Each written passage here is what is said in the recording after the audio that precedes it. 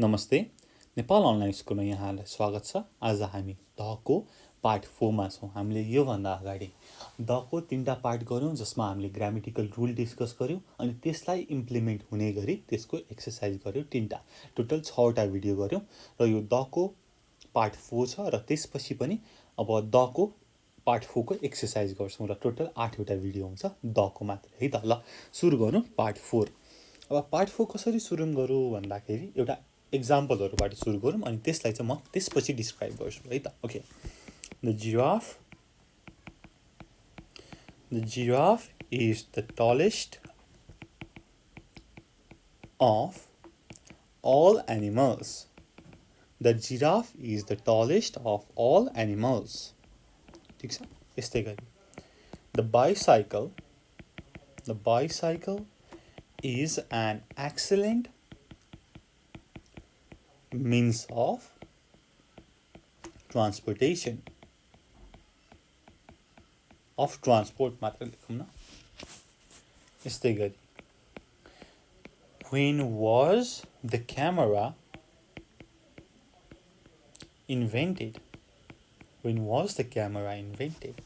Last one, the dollar is the currency of United States. Is the currency of the United States. United States है। यहाँ अब the को कुरा हेरौँ, United States. Okay, फर्स्टमा छ The giraffe is the tallest of all animals. The bicycle is an excellent means of transport. When was the camera invented? The dollar is the currency of United States. हो यो एक्जाम्पलमा दले चाहिँ specific thing भनेर चाहिँ जनाउँदैन। The in this example does not mean one specific thing, तर के चाहिँ जनाउँछ त? द जिराफले a specific type of animal. हामीले अगाडि कुरा गरेको थियौँ, जब कुनै चिजलाई जेनरलमा जनाउँछ तब द युज गरिन्न, स्पेसिफिक जनाउँछ तब द युज गरिन्छ। हो यहाँनेरि द जिराफ फर्स्टको छ the giraffe. The giraffe is the tallest of all animals. यसले के भन्छ भन्दाखेरि चाहिँ a specific type of animal है, type of animal.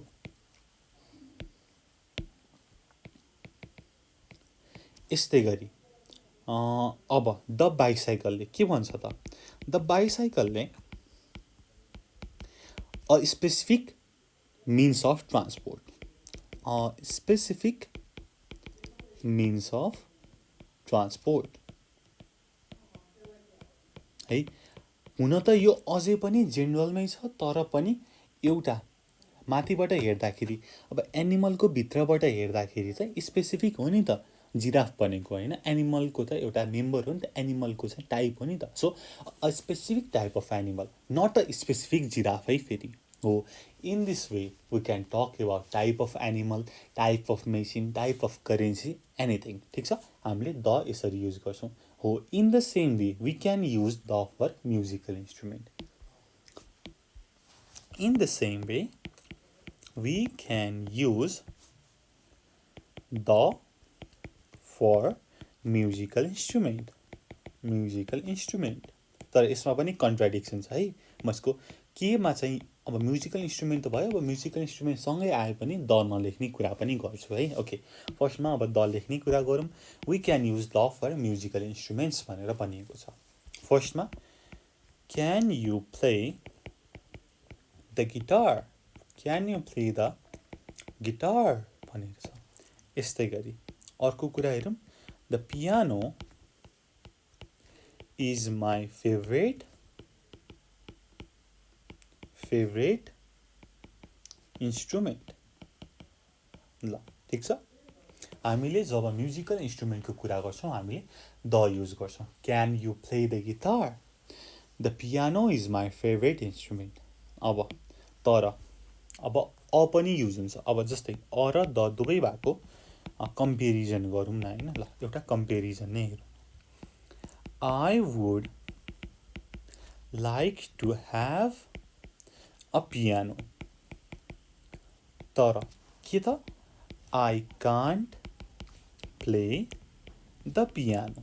अब द पियानोमा के फरक भयो र माथिको अ पियानोमा के फरक भयो त?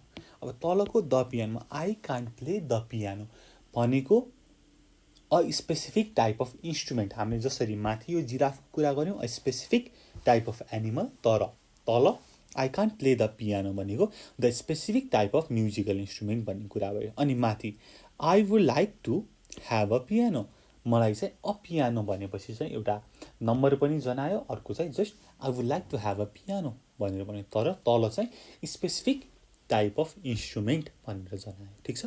अब यस्तै गरी अर्को एउटा इक्जाम्पल पनि हेरिहालौँ। We saw a giraffe at the zoo, हामीले जूमा जिराफ देख्यौँ। ठिक छ। इन जेनरल हामीले जिराफ देख्यौँ, तर अब हामीले स्पेसिफिक जिराफको कुरा गर्नु पर्यो भनेदेखि the giraffe is my favourite animal, है। अरू एनिमल भन्दा त जिराफ मेरो फेभरेट हो। अब हामी बिस्तारै स्पेसिफिकमा आयौँ क्या। ठिक छ। The giraffe is my favourite animal.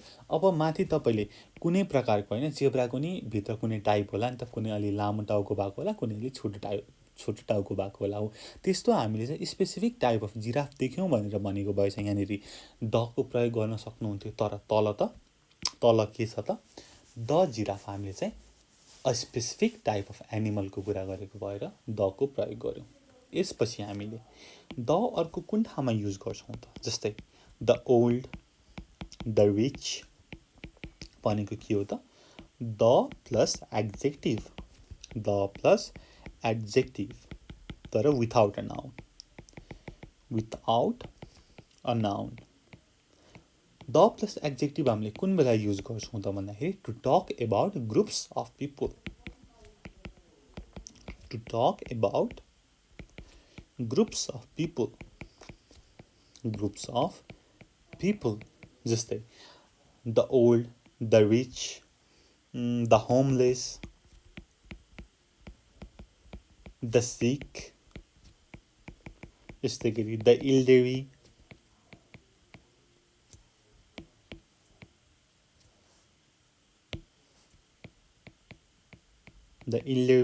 The पोर, यस्तै गरी the unemployed,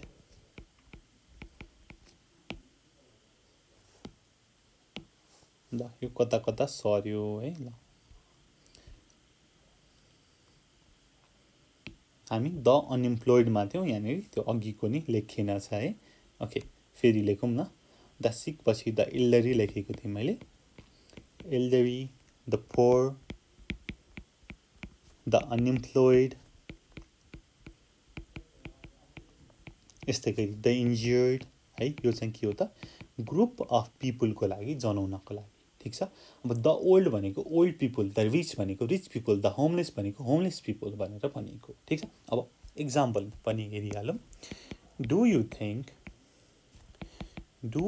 think the rich should pay higher taxes, के तिमीलाई धनी मान्छेले बढी ट्याक्स तिर्नुपर्छ जस्तो लाग्छ भनेर द रिचको कुरा गरेको छ। द रिच भनेपछि के बुझ्यो त, रिच पिपुल, धनी मान्छेहरू भनेर बुझ्यो। यस्तै गरी अर्को इक्जाम्पल हेरौँ। We need to do more to help the homeless, the homeless, हामीले घर नहुनेको लागि अझै धेरै सहयोग गर्नुपर्छ भन्ने कुरा छ होइन। द होमलेस भनेपछि द होमलेस पिपुल भनेको प्लुरल कुरा भयो हो। यो जुन छ the poor, the unemployed, the injured, यो द होमलेस मैले जुन यति माथि लेखिने, यो चाहिँ के हो त, प्लुरल हो है। अब यसको सिङ्गुलर के हुन्छ त, फर वान पर्सन वी से, यिनीहरू सबै प्लुरल हो। यसको वान पर्सन एउटा सिङ्गुलरको लागि युज गर्दा हामीले के भन्छौँ त, अ रिच म्यान, अथवा अ होमलेस पर्सन, ठिक छ। यहाँनिर अ रिच अथवा अ होमलेस मात्रै भन्दैनौँ है। यो चाहिँ द प्लस एड्जेक्टिभको प्रयोग गऱ्यौँ to talk about group of people. ठिक छ। अब हामी अर्को कुरामा छौँ। अर्को कुरामा के छ भन्दाखेरि अब नेसनालिटीको कुरा छौँ हैन। The plus nationality, the plus nationality, nationality adjective गरौँ न, नेसनालिटी एक्जेक्टिभ जुन चाहिँ केमा इन हुन्छ त भन्दाखेरि अथवा सिएच अथवा एसएचमा लास्टमा इन्ड हुनेसँग मात्रै दको प्रयोग गर्न मिल्छ। जस्तै example, the French, F capital है यो, the French, the Dutch, the British, the English, the Spanish. ल यस्तो सिएच र एसएचमा इन भएकोलाई चाहिँ दले युज गर्न मिल्छ। जस्तै इक्जाम्पल हेरौँ, the French are famous for their food, the French are famous for their food हो। यहाँनिर अब the French are famous for their food ठिक छ। अब मैले यहाँनिर आर लेखेँ, किन लेखेँ भन्दाखेरि यसको मिनिङ प्लुरल हो। The meaning is plural, the people of that country भनेपछि त प्लुरल हो नि त। हो, हामीले यो the French, the Dutch, the Spanish, the British, the English भनेको प्लुरल हो। अब हामीले यसको सिङ्गुलर चाहियो भनेदेखि के गर्न सक्छौँ त, अ फ्रेन्च एन्ड इङ्ग्लिस हो, यस्तो गर्न सक्दैनौँ है। हामीले सिङ्गुलर खोज्नु पर्यो भने अ फ्रेन्च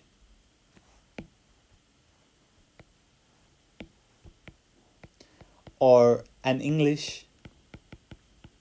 यो गर्दैनौँ। हामी के गर्छौँ त, एउटा इक्जाम्पलबाट हेरौँ। I met a French woman अथवा an English guy who was kind to me है, यसरी चाहिँ गर्न सक्छौँ। हो, अब few nationality that ends with ch अथवा shमा चाहिँ हामी द युज गर्छौँ। अब त्यसपछि यो चाहिँ नेसनालिटी एक्जेक्टिभ भयो। अब नेसनालिटीको कुरा गरौँ, द प्लस नेसनालिटी। अब यसमा पनि केसँग चाहिँ हुन्छ त भन्दाखेरि इएससी जस्तै नेपालीज, अर्को एसएस जस्तै स्विस, अनि अर्को के हुन्छ त पोर्चुगिजमा इएससी अथवा चाइनिजमा इएससी, जापानिजमा इएससी है। ल इएससी र एसएस भएकोमा चाहिँ के युज हुन्छ त, द युज हुन्छ। जस्तै इक्जाम्पलमा मैले त्यति लेखेँ, the Chinese, the Portuguese, the Swiss,